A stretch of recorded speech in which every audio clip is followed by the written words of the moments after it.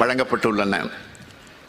உள்ளாட்சி அமைப்புகள், அரசு துறை நிறுவனங்கள் போன்ற பல்வேறு அரசு அமைப்புகளில் 32,709 இளைஞர்கள் பணி நியமனம் பெற்று கடந்த 3 ஆண்டுகளில் மொத்தம் 65,483 இளைஞர்களுக்கு அரசு பணி நியமனம் வழங்கப்பட்டு உள்ளது என்பதை இந்த நேரத்தில் மகிழ்ச்சியுடன் தெரிவித்துக் கொள்கிறேன்.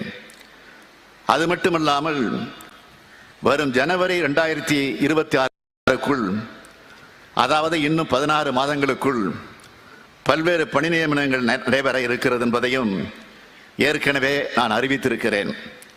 அதன்படி வரும் 2026ஆம் ஆண்டு ஜனவரி மாதத்திற்குள் 75,000த்திற்கும் மேற்பட்ட அரசு பணியிடங்கள் நிரப்பப்படும் என்பதையும் உபகையுடன் தெரிவித்துக் கொள்கிறேன்.